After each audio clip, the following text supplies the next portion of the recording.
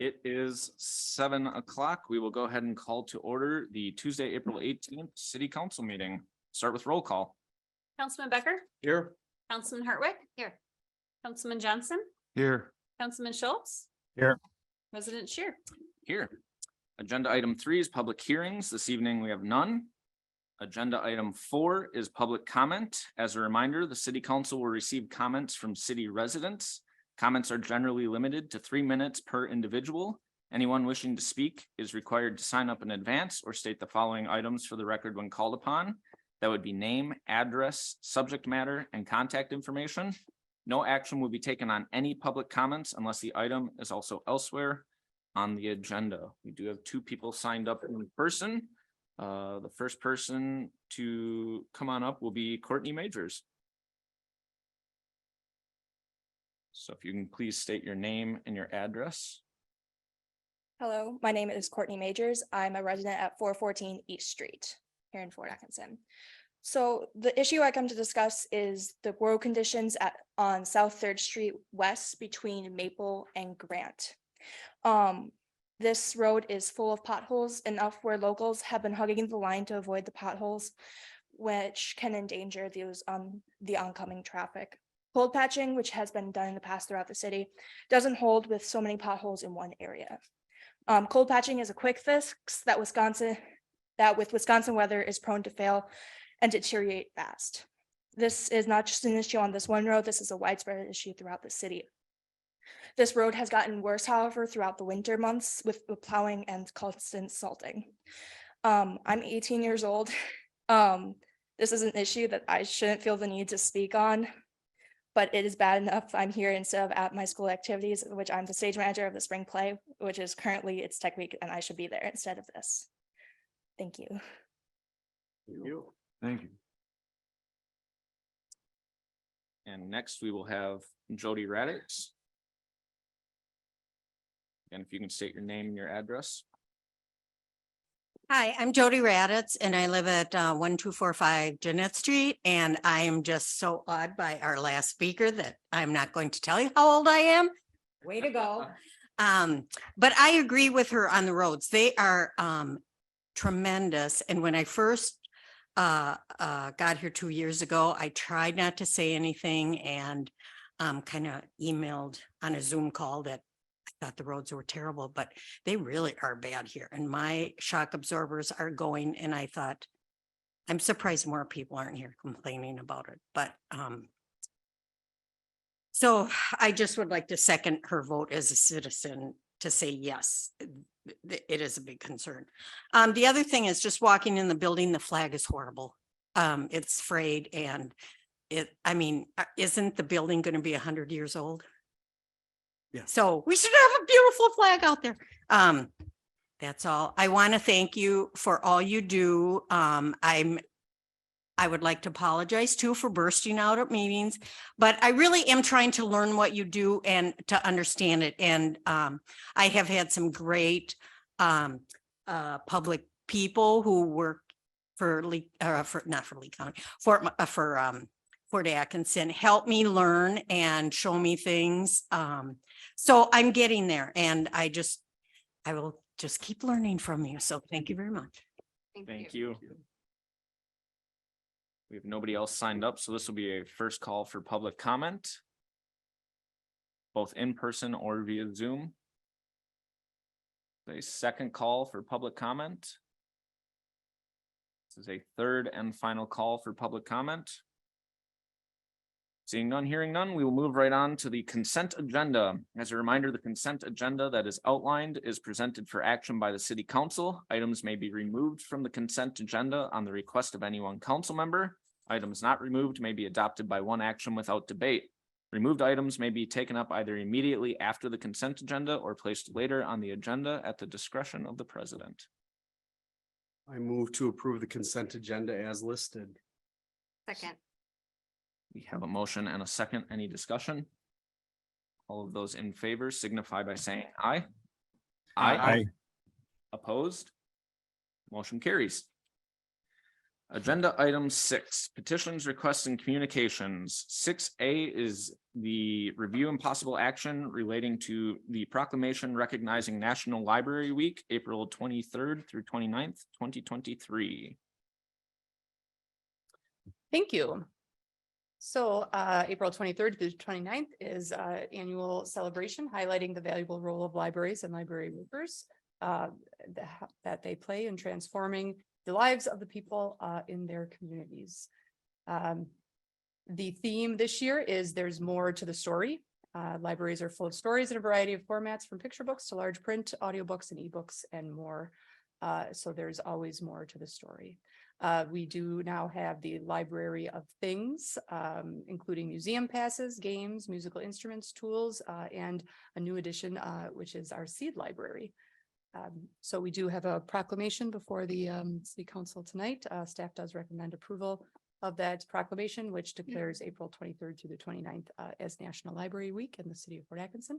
We have our library director, Eric Robinson, here to accept that proclamation.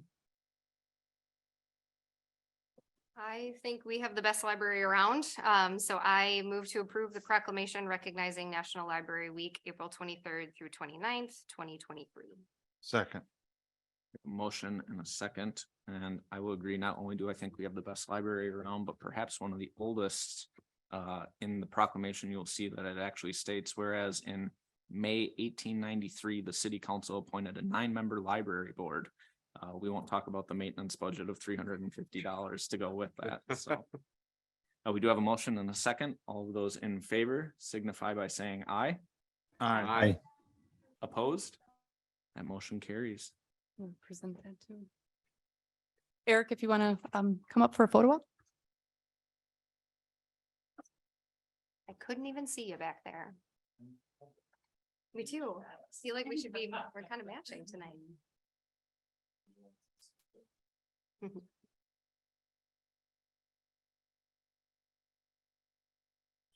Thanks, Eric.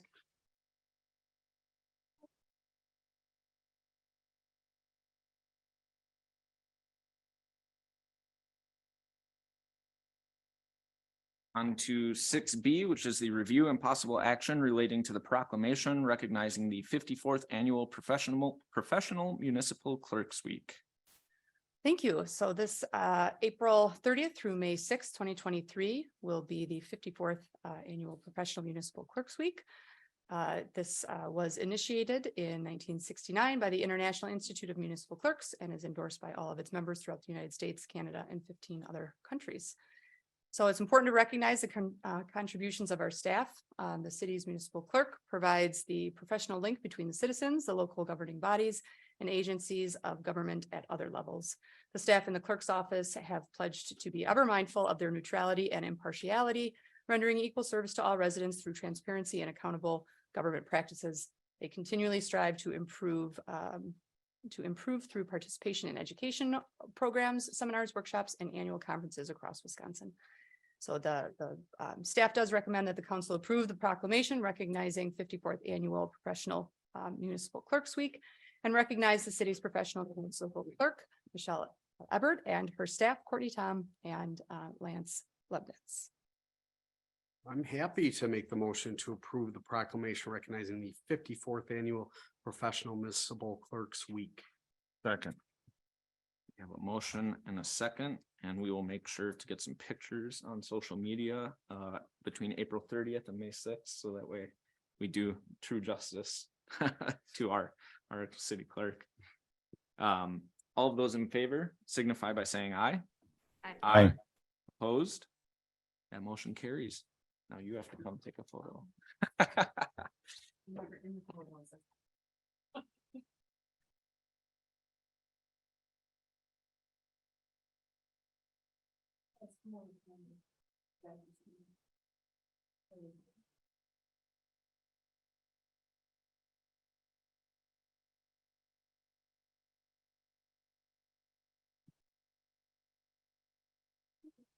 Thank you, Michelle.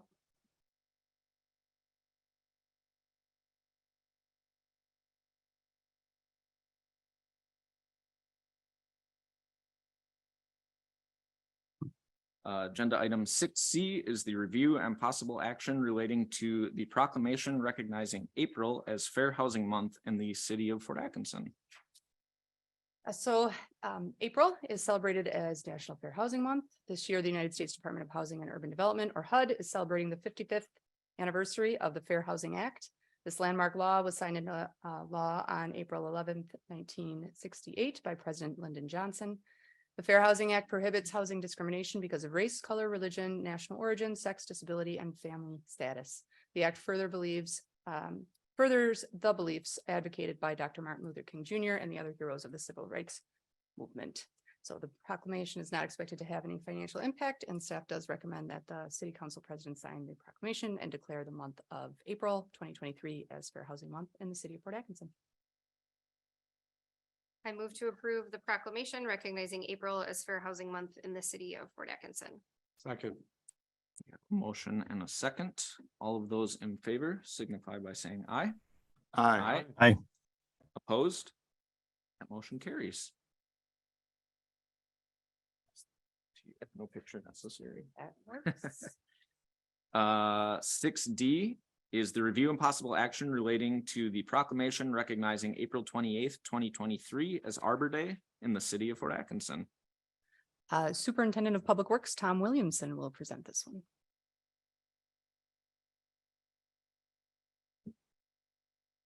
So I thought I'd give city manager a break from all the proclamations, and I'll read this one to you myself. As a condition of the Tree City USA moniker that we've had in the city now for this will be the 31st year, we must always proclaim and observe Arbor Day in the city of Fort Atkinson. And this year for 2023, the Arbor Day Foundation is designated National Arbor Day on Friday, April 28th. And the foundation encourages nationwide celebrations of this event through volunteerism and throughout the community. The city of Fort Atkinson and the foundation are encouraging many different types of celebrations, including hiking in the forests, learning about trees, drawing one's favorite tree, and planting trees. And more information can be found on their website. So for this year, the city recommends and would request that the city council president declare April 28th of 2023 as Arbor Day in the city of Fort Atkinson. I would move to approve the proclamation recognizing April 28th, 2023 as Arbor Day in the city of Fort Atkinson. Second. We have a motion and a second. And something neat within this proclamation that I think sometimes we forget. It's something we receive almost annually, but don't actually take into account the longevity of how long we've been receiving it is the city of Fort Atkinson has been recognized as a Tree City USA by the National Arbor Day Foundation for over 30 years and desires to continue its tree planting practices. So we have a well storied tradition of protecting and honoring our environment. We do have a motion and a second. All those in favor signify by saying aye. Aye. Aye. Opposed? That motion carries. Thank you. Oh, Well, don't not run yet, away. Not yet.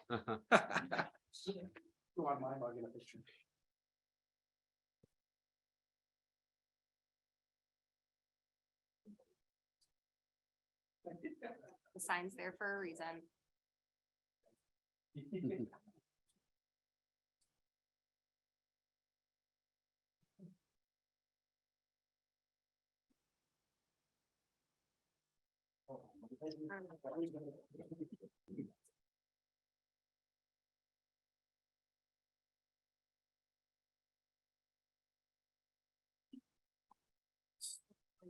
I was gonna say, but wait, there's more.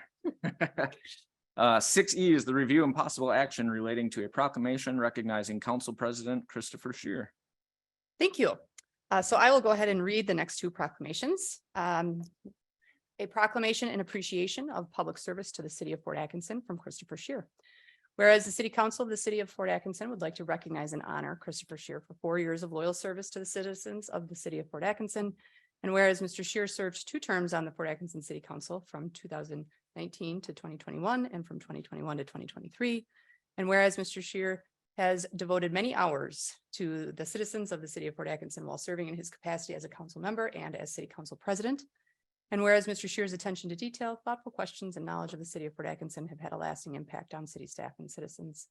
And whereas during his time on the city council, Mr. Shear has been a member of the Ambulance Advisory Committee, Airport Committee, Finance Committee, Historical Society Board, License Committee, Ordinance Committee, Public Works Committee, and Zoning Board of Appeals.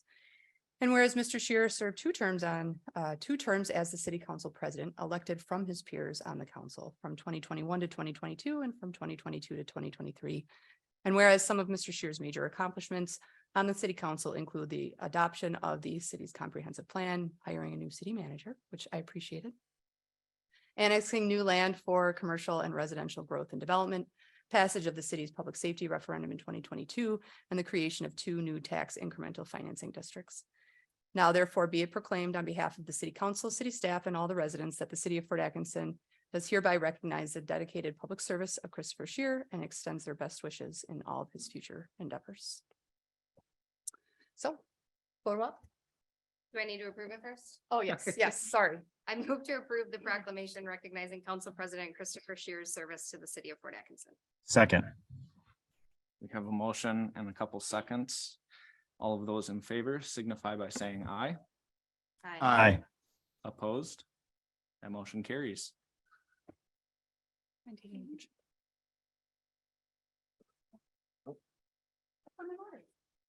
All right.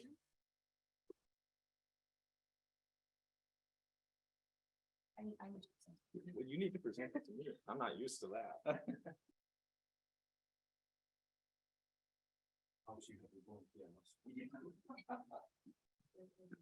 Way to jinx him, Ryan.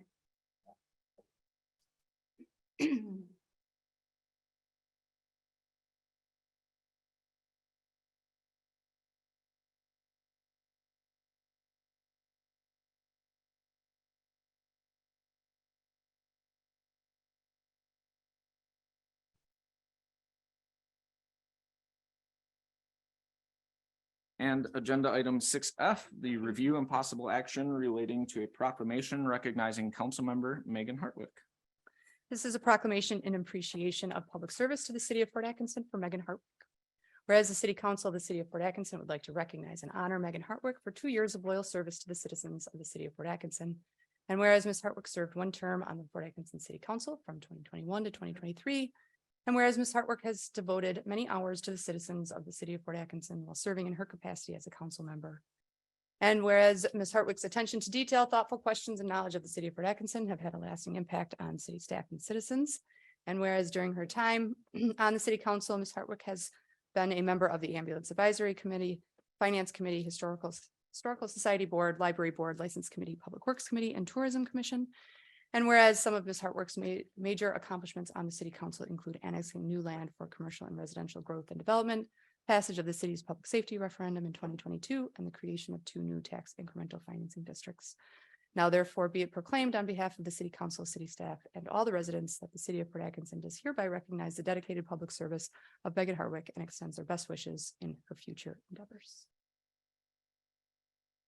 I move to approve the proclamation recognizing council member Megan Hartwick's service to the city of Fort Atkinson.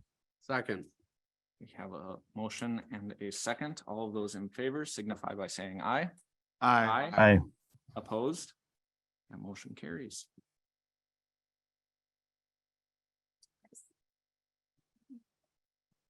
Doing your steps in tonight.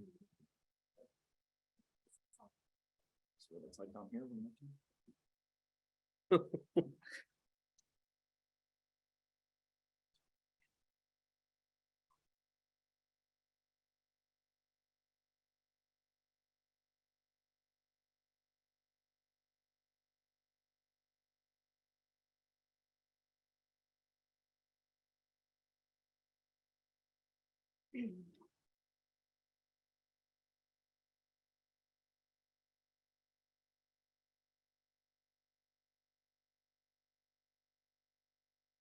And that is it for proclamations.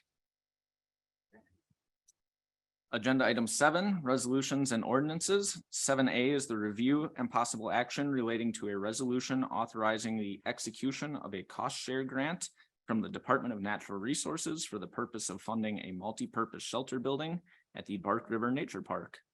And we have Brooke Ferenzine, our Parks and Recreation Director, presenting. Yes, thank you. So the city is eligible to apply for a grant from the DNR through the Land and Water Conservation Fund for a project supported by our 2023-2028 Comprehensive Outdoor Recreation Plan, otherwise known as CORP, adopted by City Council on February 7th of this year. The eligible grants require a 50% match. The DNR requires the city to pass a resolution authorizing the submission of a grant application to move forward with the grant application process. The resolution provides the DNR with an approval of the project and the governing board's commitment of funding to complete the project. So the proposed project, which is a storage/concessions building at Homerson's Pond, is supported by the Corp and the city's comprehensive plan.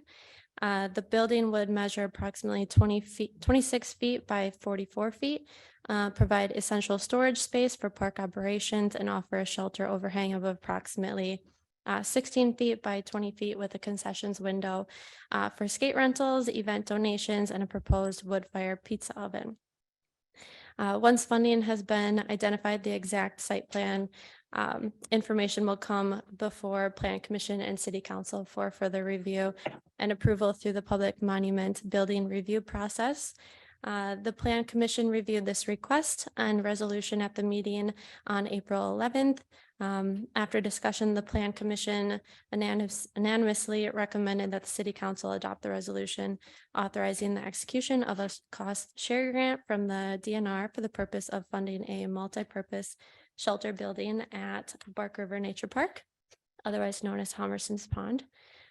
So initially, the Friends of Homerson's Pond requested to build an enhanced garage to include minor heating with a budget of $90,000. The Friends group secured a matching challenge grant through the Fort Atkinson Community Foundation of $45,000 and plans to fundraise for that matching remaining $45,000. After discussions with city staff, we have requested the garage to be stubbed with water and sewer for future planning. Stubbing the garage with water and sewer opened more opportunities, adding the concessions window and a small kitchen. The additional amenities will make the current shelter more attractive for rentals.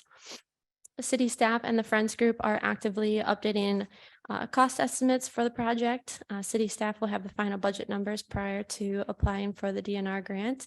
City staff and the Friends group intend to provide labor for portions of the project to defray the costs. If the city is not awarded the DNR grant, the Friends group is still committed to the proposed storage concessions building and will move forward with fundraising for the matching funds from the Community Foundation. The Friends group may also review other grants and funding sources, including a possibility of additional funds from the Community Foundation. Approval of this resolution does not obligate the city to spend levied funds on the project. If in the future such funds are requested from the city, the matter would come before the City Council for consideration. And with that, I'm happy to answer any questions. And Steve Mode is representing Friends of Homerson's Pond, and he's online to answer any questions. I do have a couple questions. I'm just going to preface this by saying I love Homerson's Pond. I think the Friends of Homerson's Pond group is amazing, and what they've accomplished down there is incredible.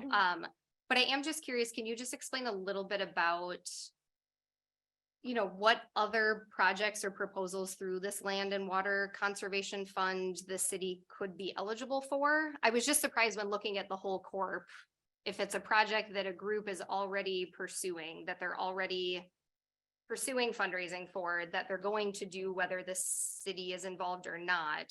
To me, it just seemed like an interesting choice in use of city funds, but maybe it's because there's not much else that's eligible for this grant. Sure. So as mentioned, we adopted the Corp in February, and the DNR grant deadline is May 1st. So really, really quick turnaround to get this application processed. And we need finalized budget numbers and everything. So it was just a project that was already in the planning process and already discussed with city staff to potentially move it forward. So that was just what we were dealt with the couple of months turnaround. Okay. And then I just want to, in the corp, it lists this project as an estimated budget of 350,000. So even if the 45 and the 45 match, would you still be anticipating around that 130,000 investment from the city to be at the 50% for this? Well, keep in mind that that number that was in the corp was a number provided by the consultant. So that number includes labor fees Okay. and everything else. So the Friends of Homerson's Pond Group is very budget conscious as well as the city, but definitely the Friends of Homerson's Pond Group. So they like to provide labor instead of having to fund that. Thank you. And what are we eligible to apply for? Like, is there a limit on the grant? Is there a, Yep, it's up to $250,000. You can go beyond that, but there's just a lot more hoops to jump through past that with less chance of like, awarding that grant. great, thank you. Brooke, I was just curious about the location of the facility. I think it's a good idea. I was just curious if there was any consideration to maybe somehow integrating it with the current facility. It looks like from the map that's shown, it's just a little ways off from the current building. I just wonder what the thought process was on the location there. Yeah, majority to stay out of the floodplain. Okay, So if we got any closer, it would be in the floodplain, and that's why it's out towards Ida Street. okay, understood.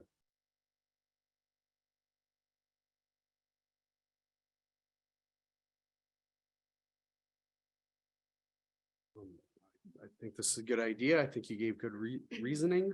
So I'll move to approve the resolution authorizing the execution of a cost share grant from the Department of Natural Resources for the purpose of funding a multi-purpose shelter building at the Bark River Nature Park. Second. We have a motion and a second. Any other discussion? All of those. Oh, go Yeah, I ahead. have one comment. I'm impressed with the Friends of Homerson's Pond Group demonstrating what can be done without asking for money from the city budget. It's a group of, volunteers and just citizens who care and want to see improvements in the city. And I'm very impressed with what they've done here. Thank you, Councilman Schultz. Any other discussion? All of those in favor signify by saying aye. Aye. Opposed? That motion carries. Thank you. You.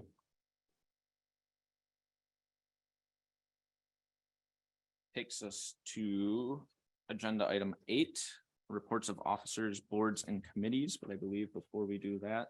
Yeah, we also have plaques to present to our outgoing City Council President Chris Shear and Megan Hartwick, and I apologize that I did not present those already, but I would like to get a photo op of them with the plaques. And then I will also note that we have a gavel that has Council President Shear's name on it that he will get to take with him as his term ends. So if you could both please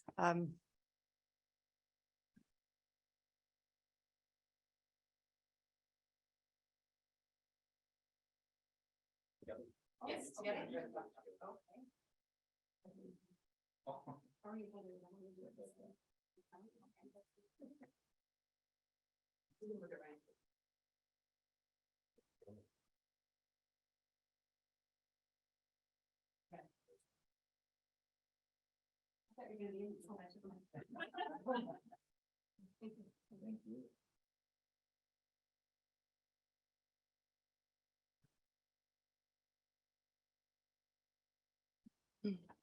Okay, and on to my report.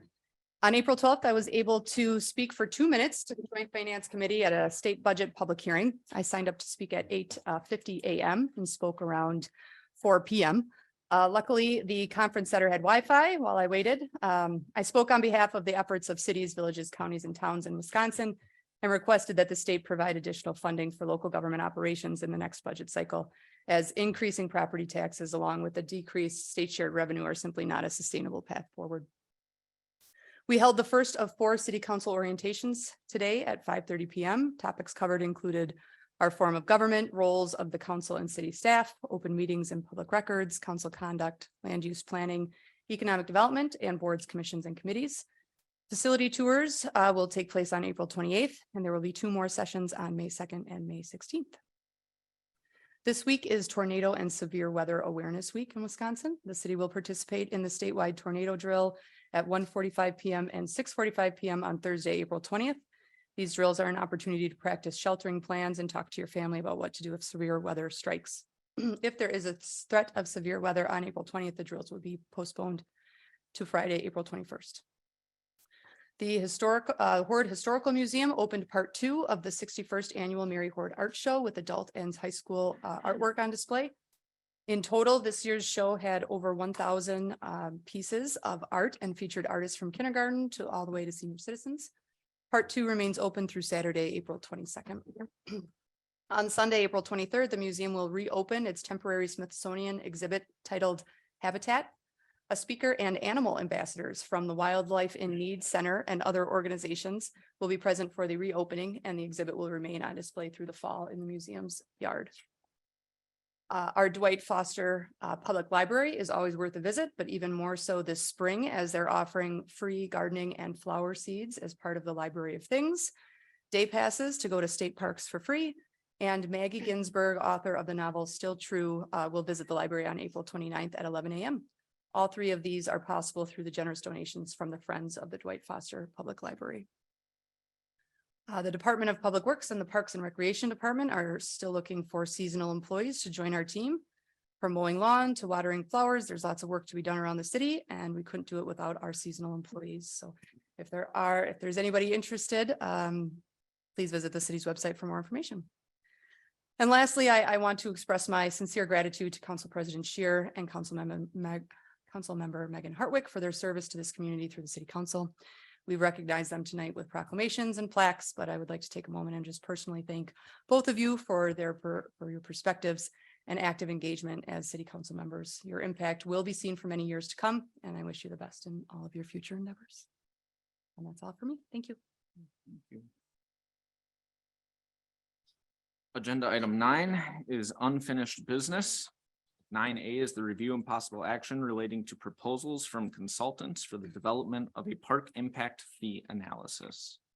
Thank you. 2 out of 3 tonight. So the city completed its first corp this year. And SEH and Vanderwall and Associates rewrote the Land Division and Development Ordinance, otherwise known as Chapter 70, in 2022. The Corp in Chapter 70 overlap in relation to the city's park development fees that are applied to new housing development. The Corp recommends revisions to Section 70.04.04 in the Land Division and Development Ordinance to create park development and impact fees. However, state statutes require any municipality that imposes impact fees to have a sound basis of analysis to support the imposed fee. Thus, any modification to the city's existing park development fees requires supporting analysis. The city currently has a park development in lieu of land dedication fee for the purpose of purchasing parkland when developers are permitted to build new housing without dedicating land for parks. However, most municipalities have a fee in lieu of parkland dedication and a park impact fee. The park impact fees are used to fund the capital costs of park improvements, park amenities such as playgrounds, benches, in proportion to the increased demand on park facilities created by new households. The city seeks to update its fee in lieu of parkland dedication and establish a parks improvement impact fee. In order to establish justifications for the fees as required by state statutes, staff sought proposals from consultants to perform the analysis. We received proposals from 3 consultants, including Vanderwall and Associates, MSA, and Baker Tilly for the necessary work related to updating the fees. All 3 proposals included qualifications, experience, and methodology for approaching the project. However, Vanderwall and Associates stood out for several reasons. They have a proven track record in providing high quality planning services to municipalities, including serving as the city's planning consultant. Their team has extensive experience in analyzing and developing impact fees, and they have worked on similar projects for other Wisconsin municipalities. Furthermore, Vanderwall and Associates has already demonstrated their knowledge and expertise in the development of Land and Division Development Ordinance, which is an important foundation for this project. So we recommend Vanderwall and Associates be selected to perform the necessary work related to updating our park development fees. Their knowledge, experience, and competitive pricing make them ideal candidate for this project. So we had budgeted 2,600 in the 2023 CIP for this work. However, during the final stages of the development of the corp last winter, staff learned the process would be more extensive than originally anticipated. Specifically, the proposed changes to the land division development ordinance and the methodology for the park impact fee and fee in lieu of land dedication required additional analysis and research. So we propose to use $5,800 from contingency funds, along with the $2,600 budgeted in the CIP to complete the project. With that, I'm happy to answer any questions. Brooke, can you just expand on what that analysis actually includes? Like what information would be received, and is that information not available simply by contacting municipalities that have had new housing developments like we are talking about with the Banker Road property? And I would just think we have enough comparable communities around us to have those conversations with them to figure out what their park impact fees are. Yeah, and we most certainly can do that. Vanderwall will include the comparisons of the surrounding communities as well as looking at effects on affordable housing in the community. So I'll be more of a package methodology explaining and support for the fees that the city would propose for the development. So I think maybe to answer your question a little bit more, it's not just we look at what the communities around us charge and we charge something similar, or we reduce it based on our median income or anything. They actually would estimate the costs of the items in the corp and estimate the costs of additional parks and the improvements in those parks over the next 20 years. And then divide that by the number of estimated housing units by which will grow over that same time period. And then come up with, it's a pretty sophisticated analysis, and then come up with an amount per dwelling unit, per single family dwelling unit, and then per multifamily dwelling unit that would get us to that end of those park improvements based on our approved corp and comprehensive land use plan. That makes significantly more sense. I was just a little concerned about the dollar amount and thinking that was information we could just gather by having conversations with other park and rec directors of. And we've done that. smaller Our size communities. we have that information already. We've done that analysis, that part. So what the other part that we need assistance with is that kind of full analysis that I described just a minute ago. Thank you. I appreciated the question and the explanation there. And that's great to know. I understand the justification for funding this study. I would hope that there's some consideration in the study for how any adjustment in fees makes us more or less competitive to other communities in the area. Just knowing that, yes, Jefferson County has a huge housing deficit right now. I think it's like 4,000 housing units.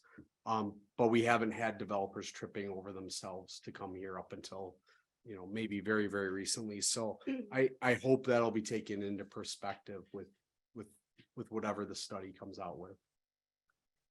Sure. And I will just note that at the end of the day, it is the city council that makes the decision to implement such a fee, change an ordinance to implement such a fee, and it would be the city council deciding on the fees. So that it would be permissible for the city council to reduce the fees.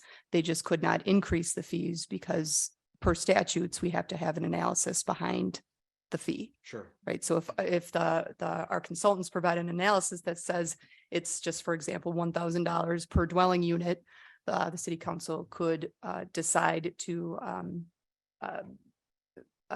encourage development by reducing that to $500. But then with the understanding that it will not get us to where we need, where we have established that we want to be in 20 years as far as park improvements. Yeah. So, but that is a policy decision that would be made by the council based on the information provided by their consultants. Great point. Thank you. And I guess as we move forward at looking at this, just for clarification, this is not a retroactive fee. This is for all new development, correct? Correct. And the council would also have control over when it was implemented. I would just ask one of the one of the consultants bids was significantly higher. I'm assuming there wasn't enough value added information or services in that bid that we would have looked at that versus going with the recommendation to go with Van de Waal. No, they all gave the same proposals. One was just very significantly higher than the other two. Understood.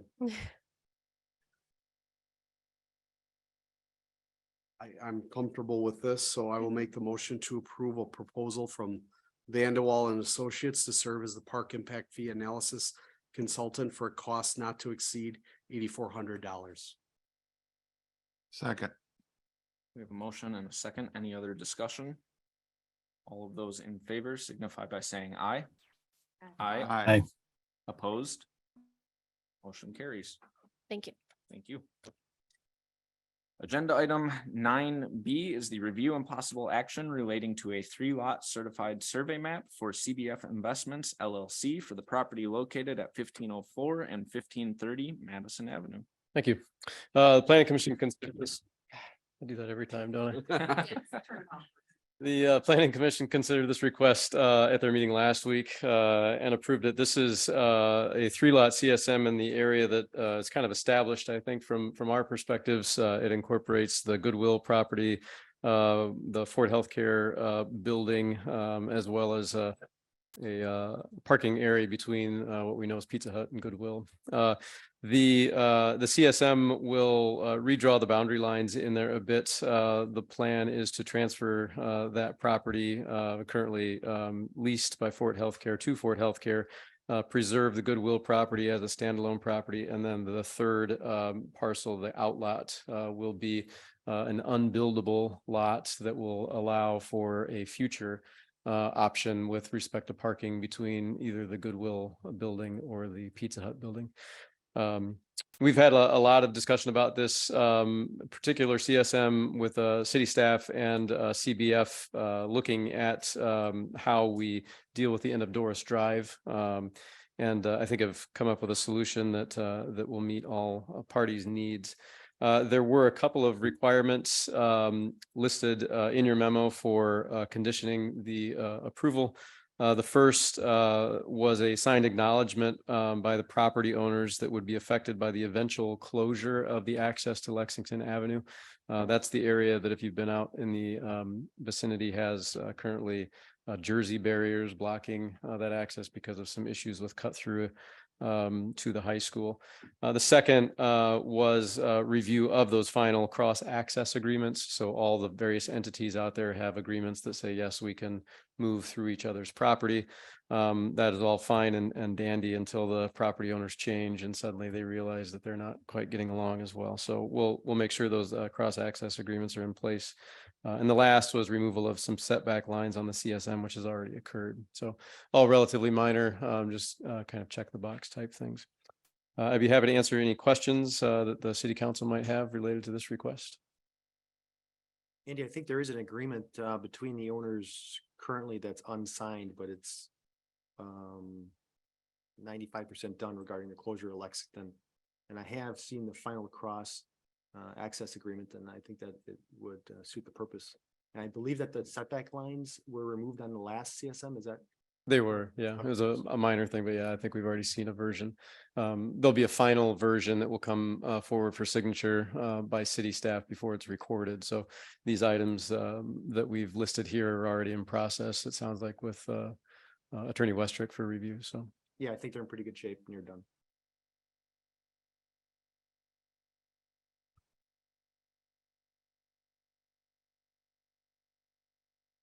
Unless anybody's jumping in, I move to approve the 3-lot certified survey map for CBF Investments LLC for the property located at 1504 and 1530 Madison Avenue, subject to the conditions outlined in the staff report. Second. We have a motion and a second. Any other discussion? All of those in favor signify by saying aye.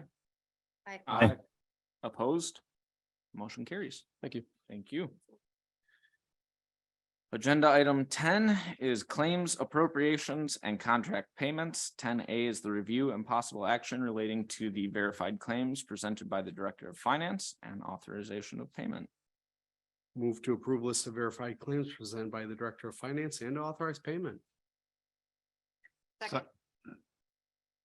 Motion and a second. This is a roll call vote. Councilman Becker, Aye. Councilman Hartwick. Aye. Councilman Johnston, Aye. Councilman Schultz, Aye. President Shear. Aye, that motion carries. Is at this time, Or you hop to that next one. well, I was gonna say at this time, before we adjourn, Cindy, I was gonna ask if you had anything you would like to say. Yes, I'm gonna leave the end of this to President Shear to chat. First, just for formality purposes, I know the new council will officially take action on this, but just for full transparency and officialness, I did just want to address the council with my formal letter of resignation from the Fort Atkinson City Council position I was elected to on April 4th, slated for April 18th, 2023 through April 18th, 2025.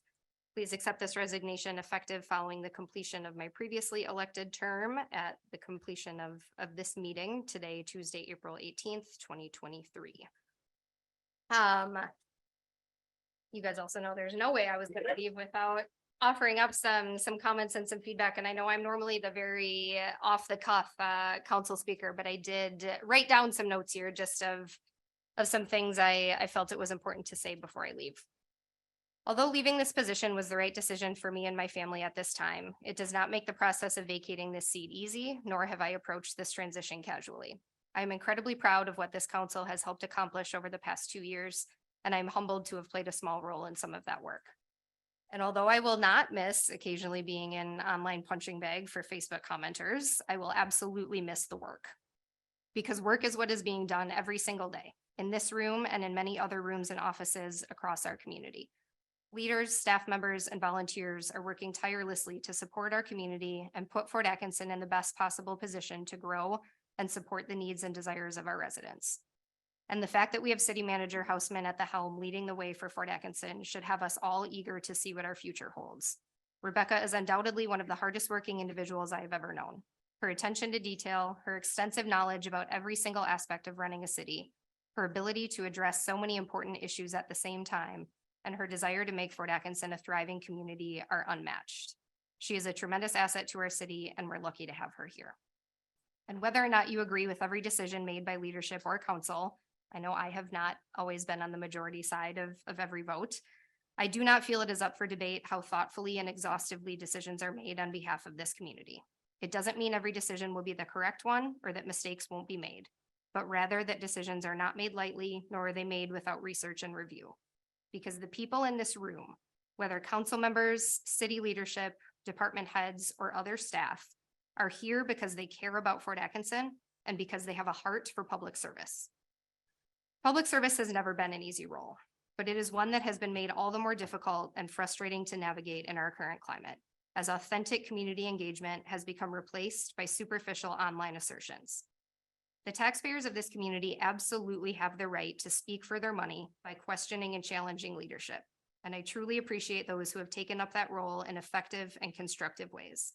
It has led to some of the most productive conversations I've had in this position. Unfortunately, though, far too often the demand for answers is not balanced out by the recognition of the responsibility taxpayers also have. A responsibility to actively participate in the success of your community, to seek information rather than assign blame, to raise hands rather than point fingers, and to ask questions rather than cast criticism. For our community to truly be successful, to be a place where hard decisions are made in the best interest of the greater good, a place where young professionals, individuals, and families can live, work, and play, a place where people want to raise their children and start businesses, we have to work together.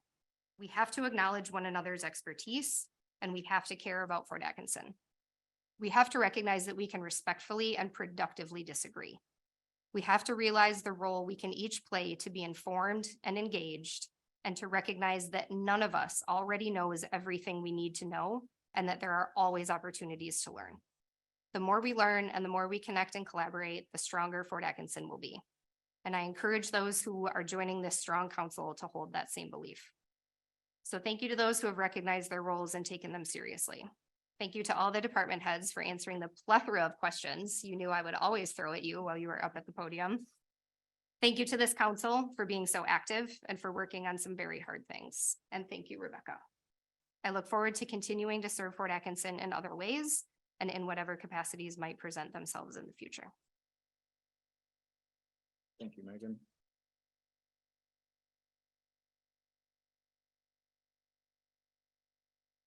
I also prepared some remarks because I figured this was one that was not worth going off the cuff on as well.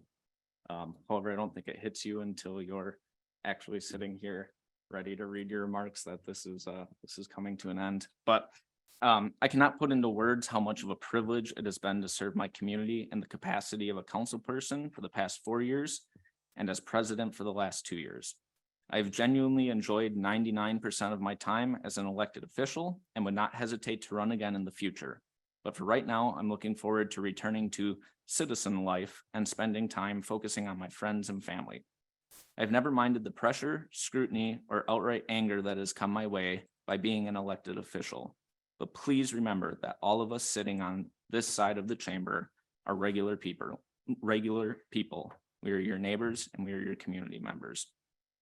In my cumulative time of serving on boards, committees, and the council, I've learned to appreciate how efficiently our city is run, even if the Facebook experts feel otherwise. Our day-to-day lives would look drastically different as residents if we did not have such an amazing city staff. And quite frankly, we as a council would fail to be as effective without these dedicated people. They are not elected. Their job often requires more than an 8-hour day, and they most certainly do not choose to be the fodder of misguided remarks. But they show up every day and continue to figure out how to advance our city and make residents' lives better. I sincerely thank you for everything you accomplish day in and day out. I will truly miss working alongside you. Your diligence is admirable and your decision-making has benefited the tax base, whether they acknowledge it or not. I hope that our residents and future council also understand how fortunate they are to have you working on their behalf. I'd be remiss if I did not thank the council members that I have served with.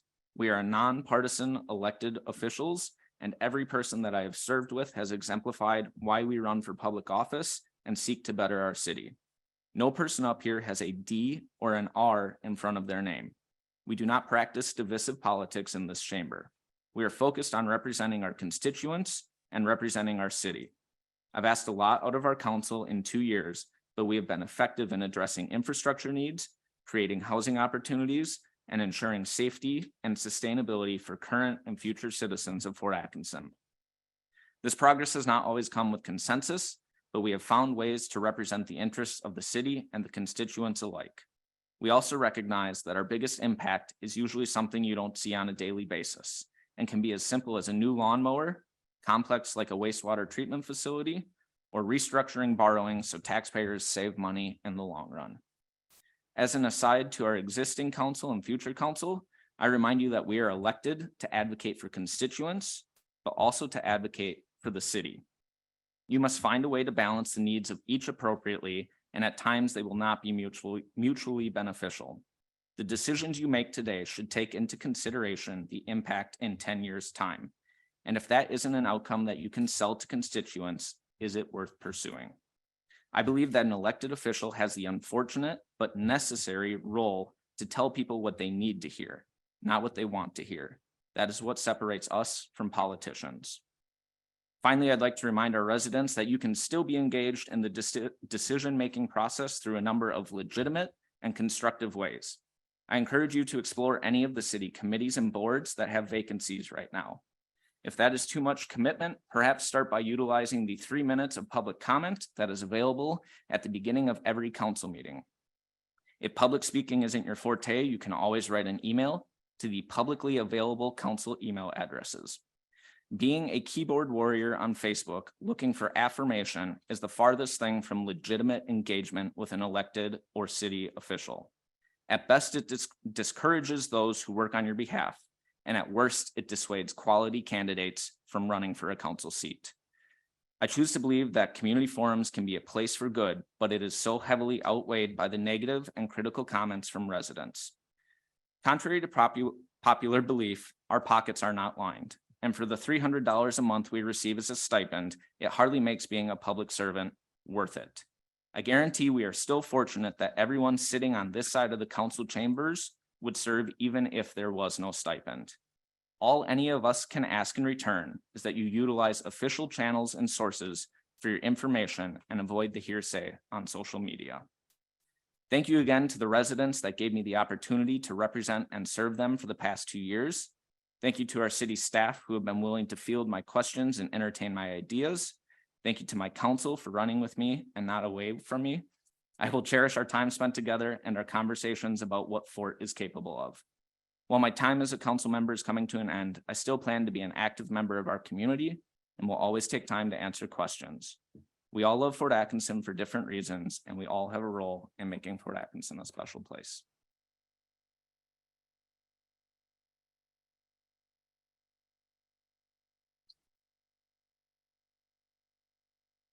With that, we would look for a motion to adjourn Sindai. I will make a motion to adjourn Sindai. Second. We have a motion and a second. All of those in favor signify by saying aye. Aye. Opposed? We are adjourned Sindai.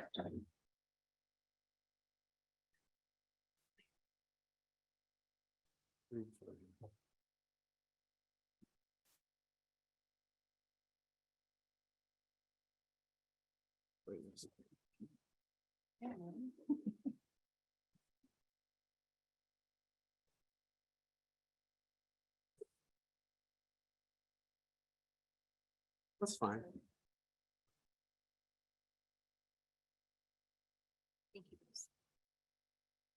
Oh, Jude, I said, hey.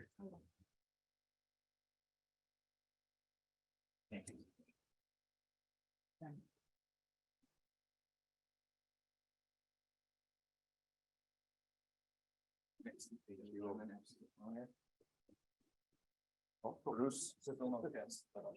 Yeah, guess so for now. No, no. Thanks so much.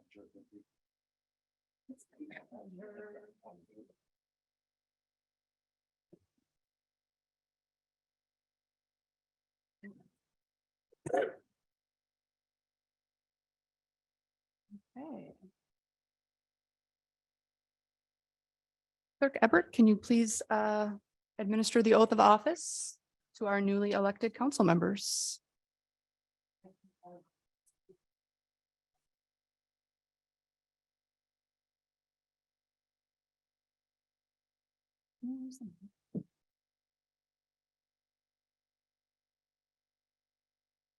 Okay, if you both raise your right hand and repeat after me. I state your name. Having been elected to the office of city council and have entered upon duties thereof, swear that I will support the Constitution of the United States, Constitution of the State of Wisconsin, and will faithfully discharge the duties of said office to the best of my ability.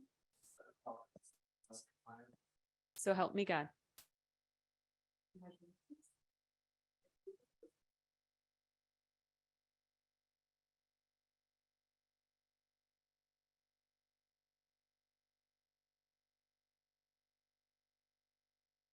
Okay, so I will call to order the first meeting of the 2023-2024 Fort Atkinson City Council. First, I would like to acknowledge the receipt of the resignation letter from Councilmember Megan Hartwick, as we previously heard and was submitted via email. Roll call, please. Councilman Becker, Aye. Councilman Jekyll, Aye. Councilman Johnson, Aye. Councilman Schultz. Aye. Thank you. Election of president of the city council for the term of April 18th through 2023 through April 16th, 2024. I will call for nominations for the office of City Council President. I would nominate Councilman Bruce Johnson for council president. Second. Okay, we have a motion and a second. Councilman Johnson, do you accept the nomination? Absolutely. Great. Are there any other nominations from the council? Okay, hearing none, I will call the question. There's a motion and a second to nominate Bruce Johnson to the position of City Council President. All those in favor, please signify by saying aye. Aye. Aye. Any opposed? Okay, that motion carries.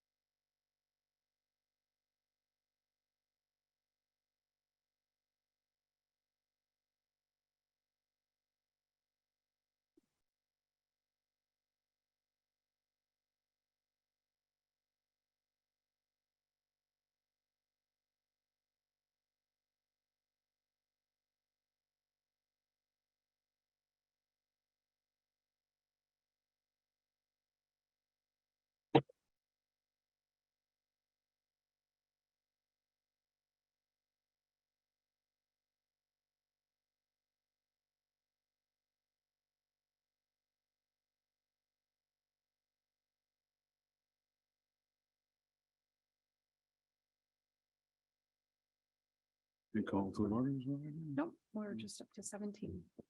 Number 17 on that.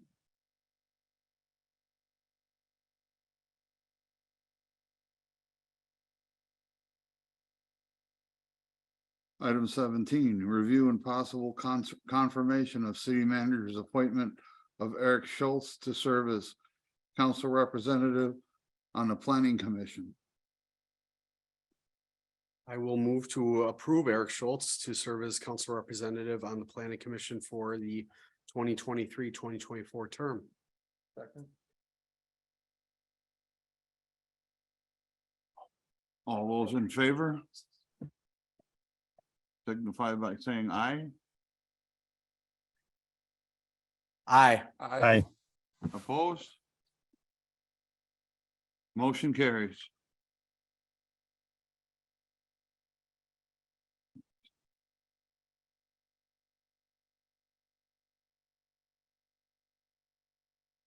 Item 18, review and possible action to designate the Daily Jefferson County Union as the official city newspaper for purposes of publishing required legal notices.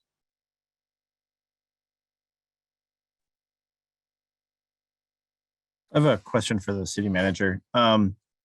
As technology changes over time, and we're seeing not necessarily our community, but newspapers nationally kind of going out of business.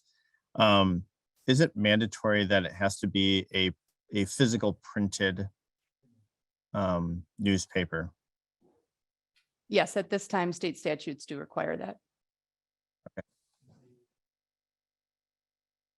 I move to designate the Daily Jefferson County Union as the official city newspaper for purposes of publishing required legal notices. Second. We have a motion and a second. All those in favor signify by saying aye. Aye. Those opposed? Motion carries.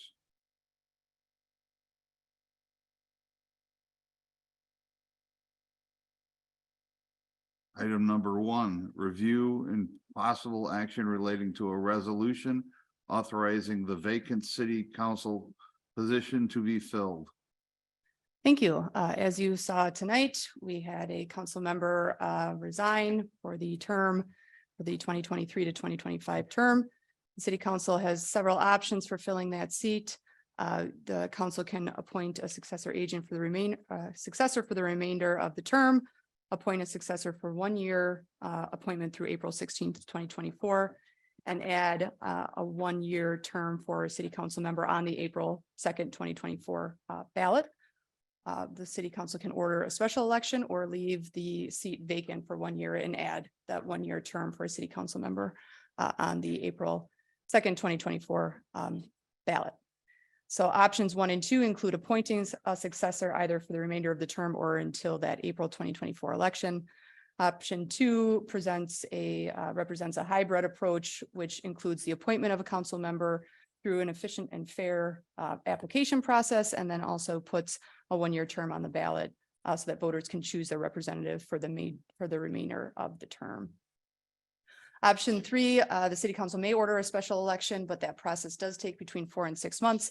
And because it would be the city's election, it would cost about $4,000, not including opportunity cost and missed work for clerk's staff. So that is the $4,000 of just the ballot tabulator programming by the county clerk, ballots, shipping election workers, overtime for staff on election day, postage for absentees, publication of notices, etc. And then option 4 allows the council to leave the seat vacant. However, this would leave the council with only 4 members for many months or for the remainder of the term.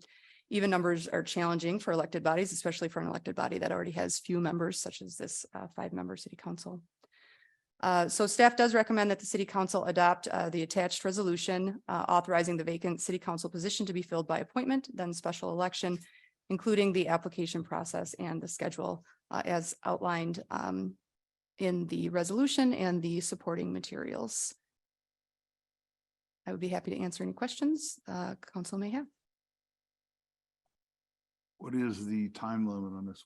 How soon does an application need to be submitted? So the attached schedule has a filing deadline of Friday, May 5th. Applications due to the city manager's office at 4 p.m. So we would, if the council does approve that resolution, staff would publish the application and the process on the city's website, as well as prepare a public notice and a press release to gather interest and indicate that the applications are available on the city's website.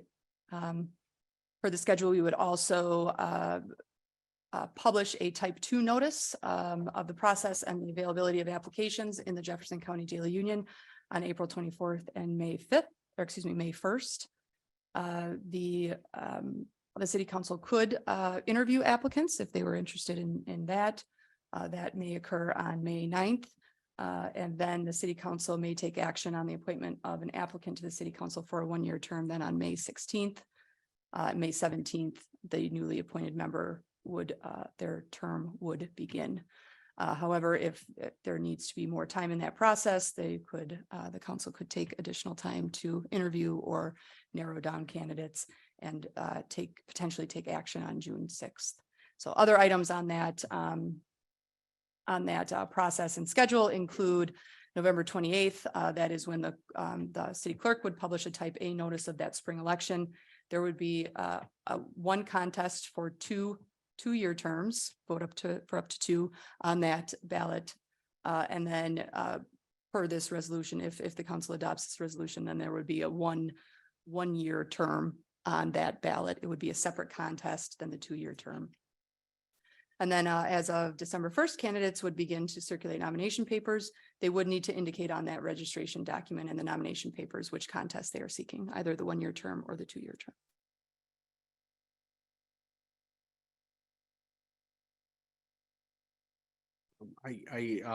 I know this is a unique circumstance for Fort Atkinson. I have not seen this on my time on the council that we've had a vacancy like this. But from the research I was able to do online and talking to people from other communities in Wisconsin, it does seem like following an application process for the appointment does seem to be kind of a accepted best practice. So I do support the resolution as it's laid out here.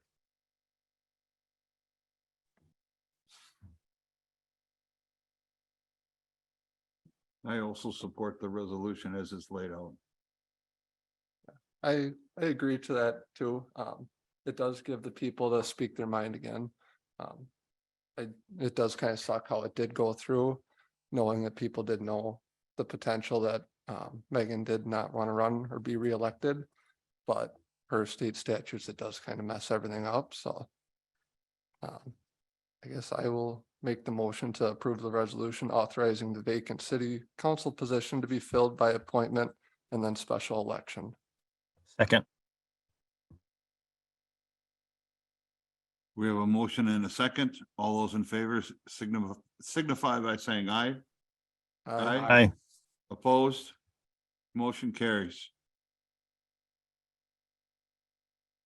Item number 20, new business. Review and possible action relating to the purchase of a lawnmower for the wastewater treatment facility at a cost not to exceed $13,883. We have our wastewater utility superintendent, Paul Christensen here. Hello, everybody. So our 2023 budget contains $17,000 for the purchase of a zero-turn lawnmower. Our current unit is a 2013 Kubota that we've used the past 9-10 years now almost for mowing and snow removal, and then also we have a broom for sweeping with it. Mowing with that took quite a bit of wear and tear on it, but it is still in good condition. We plan on keeping that to continue to use it for snow removal and for sweeping. But we would retire it from the lawn mowing business. And then we propose to purchase the zero-turn lawnmower, following the lead by our Parks Department and our Public Works Department, and going with a zero-turn. Just, as anybody who's had one knows, it a lot more efficient. Ours is, the one we have right now is kind of a sort of, it's a quick turning, but not zero turning. We have a lot more tighter spaces now, especially with construction recently. Makes it just a lot easier to get around the plant with a zero turn like that. So we plan on, as I said, keeping the other unit to continue to use for snow removal, and then using a zero turn then for all of our mowing needs. Again, talking with Public Works and Parks, who a lot of expertise in mowing. They had moved away. They had also at one time had the Kubota models. They moved away from that to the zero turn. They did an investigation on that and looking at different models from different brands, and they settled on the Skag mower brand. So we did a little research ourselves. Our maintenance technician did some checking and talking with the suppliers of that mower and then the other mowers that they also carry. And they concur that that's the model that they really recommend the most for that kind of mowing. So we went along with that, and we got 3 prices. Middleton Power Center of Middleton, Wisconsin gave us a price of $14,339. Otter Sales and Service of Burlington, Wisconsin gave us a price of $14,339. And then Midstate Equipment of Watertown, Wisconsin gave us a price of $13,883. Judging from these prices, and actually we had a 4th price that came in late that was also the $14,339. Skag protects, I'm assuming I did not talk to Skag. I'm sure they protect their pricing is what they do. If you want to be a distributor of their equipment, they set the pricing, everybody follows it. Everybody's on equal footing with that.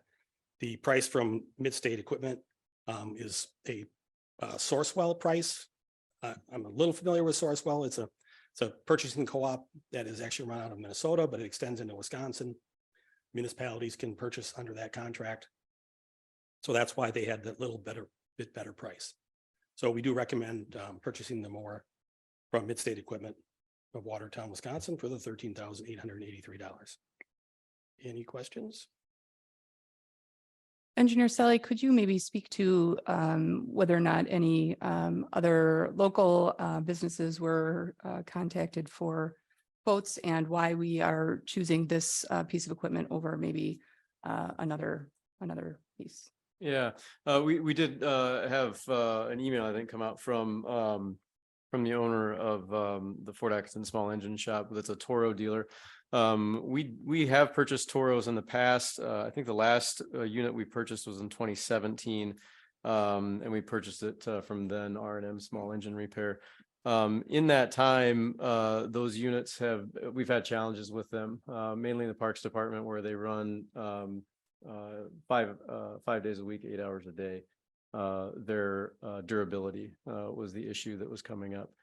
We also, as Paul mentioned, had utilized Kubota mowers. We had that within the DPW, and we moved away from that in 2020 and purchased the SCAG unit, which was, I think that's our third SCAG unit. We have 2 in parks, if I'm not mistaken, perhaps more. I think JJ was on, but anyway, we're kind of moving whole force toward the SCAG unit because of those durability improvements that we've been seeing with the units themselves. So we do like to utilize our local vendors as much as possible. In this particular situation, with the Toro being the only model that is being sold locally, we've got to move outside of that area to purchase the SCAG units.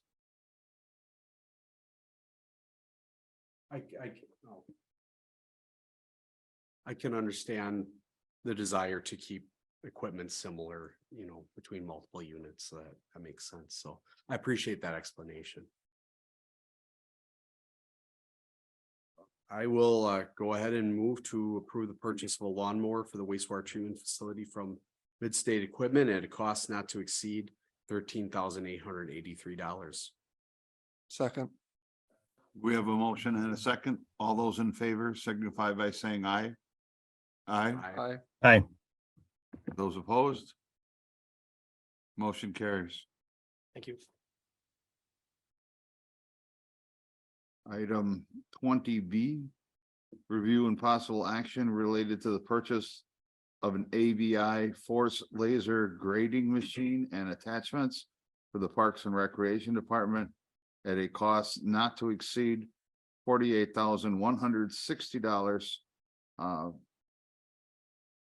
Parks and Recreation Director Francine. Yes, thank you.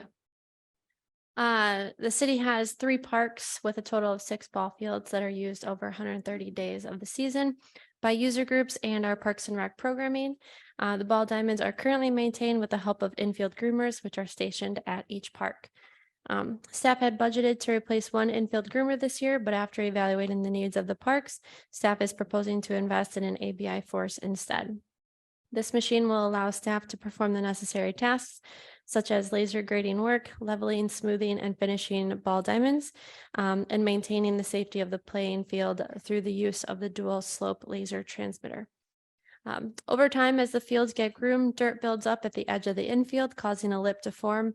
Unfortunately, all ball diamonds are currently experiencing safety issues due to these lips and neglect of renovating the fields due to budget limitations. Quotes were sought to contract the services instead of purchasing a machine, but after reviewing the quotes, it's more cost effective to purchase a machine and continue to maintain the fields in-house for years to come. The quotes ranged from just under $7,000 to just under $15,000 for just 1 field if the contractor were hired to perform the work 1 time. The ABI Force is designed to handle a variety of maintenance tasks and is equipped with wheels, which are airless tires that provide superior traction, reducing the risk of accidents while on uneven terrain and damage to the surface being worked on. The ABI Force is an essential piece of equipment that will allow staff to perform laser grading work, ensuring the ball diamonds are level, safe, and ready for use by the community.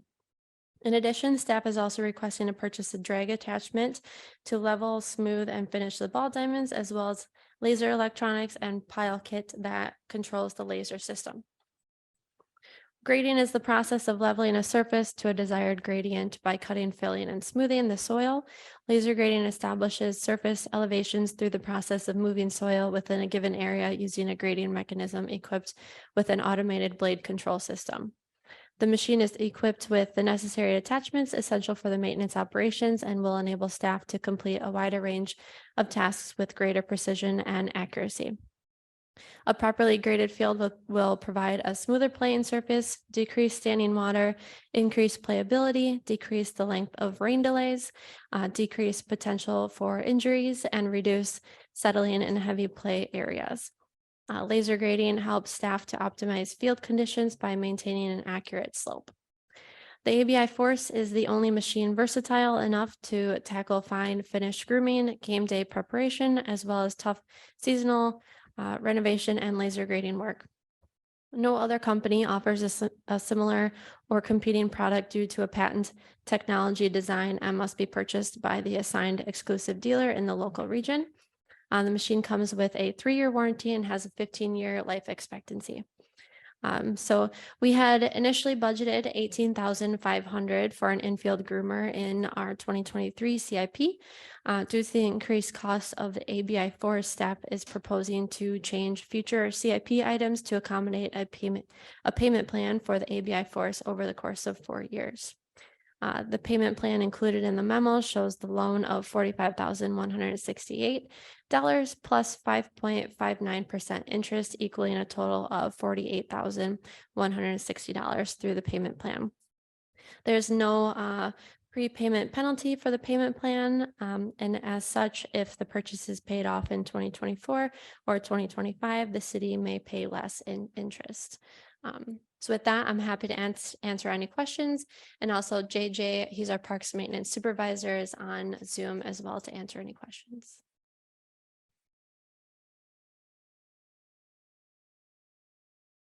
I have one question.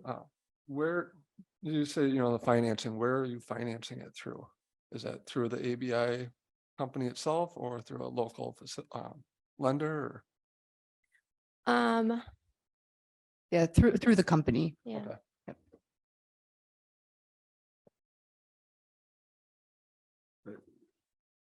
A good question. 5.59% interest is, it's not bad. I think prime is like 8% right now, so it's a good question. Did we consider, I know this would usually be avoidable, but was there any consideration of going into the general fund to pay for this outright, or? I mean, the council could choose to pay for it outright using general fund balance as the remaining outside of that, the 18,500 that is included in the park CIP. This was proposed by our Parks and Rec department to pay for it in this way. It is 5.59% interest, but it also provides a plan of moving other CIP items in order to accommodate the purchase, the unplanned and unbudgeted purchase of this larger piece of equipment. Brooke did change around her future CIP, as well as move some of those purchases out further in order to accommodate the purchase of this piece of equipment now. But as she mentioned, there is no prepayment penalty. So the city could easily put, I wouldn't say easily, because there's always something that moves out of the CIP when you move something back, when you move something into it. But the city council could put the remaining payment for the payments 2024 through 2026, could put that in the CIP for 2024 with the adoption of the budget. Sure. No, I understand that. I think what you've laid out as far as moving things around in your CIP plan is reasonable. I think the logic is sound. I was just more curious if that idea had been explored at all, but I think the logic you've laid out is sound. So I just personally don't like payments. I know they're necessary sometimes. I agree with you, Council Member Mason. Rates are about like 8% or higher. I'm currently looking at financing something myself, and that's about what the rates are. I didn't get a chance between the time that the packet came out and when I had to fly to Seattle to actually go visit the ball fields. My question, either JJ or Parks Director, do we believe that this is going to bring, either preserve or bring the same amount of value to the city? It's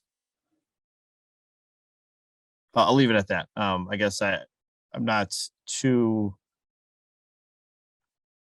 intimately knowledge, or I don't have the most intimate knowledge with how often like ball fields get used or the conditions of them. I don't usually go out on them. So I don't know if there's anything you can speak to that. Yeah, so as mentioned, they're used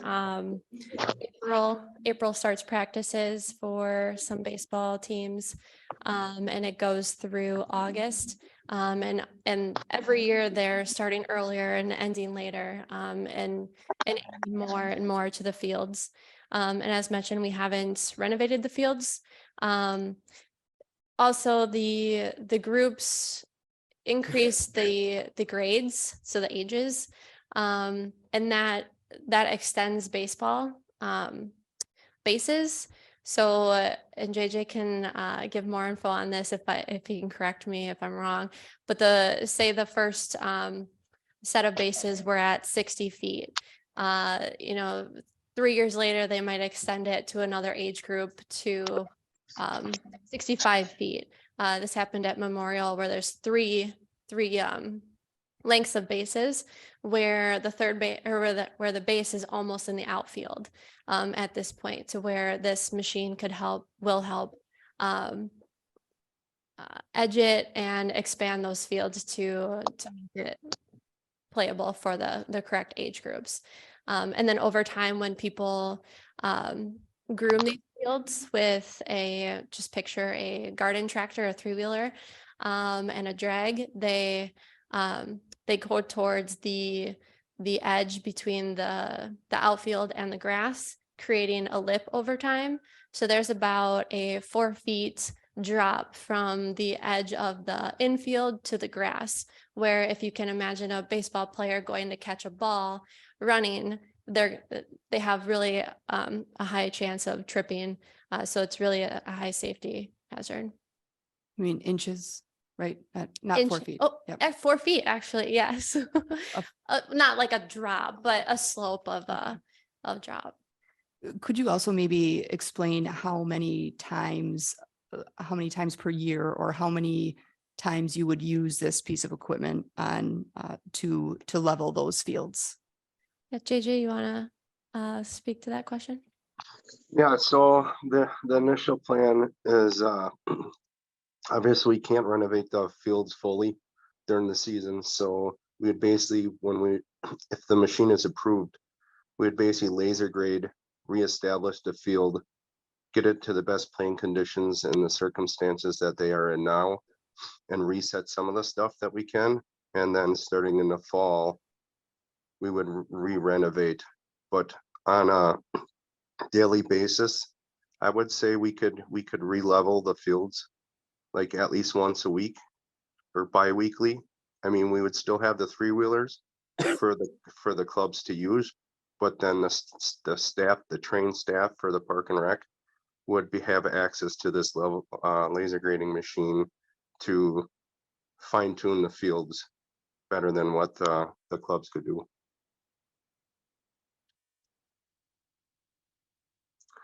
And back on when she was talking about the bases. So originally when the ball fields were designed, they were designed at 60 feet. And then some of the fields got 60 and 70 foot pegs in them. And then like Diamond 2's got 70, 80, and 90.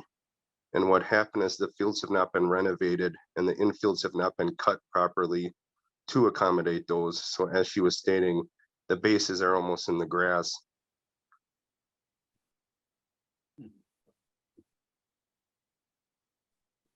All right, thank you.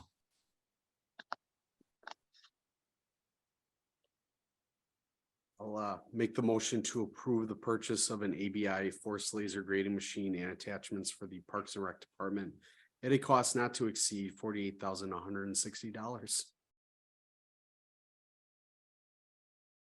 Second. We have a motion and a second. All those in favor signify by saying aye. Aye. Aye. Those opposed? Motion carries. Thank you.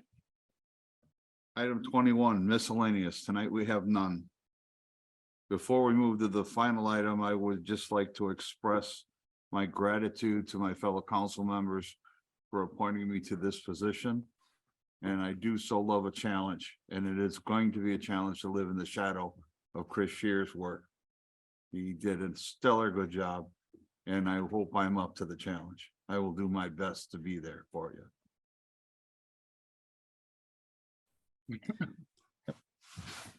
Look forward to working with you, Bruce. Absolutely. We're on item 22, adjournment. Move to adjourn. Second. All those in favor? Aye. Aye. Aye. Opposed? This motion carries.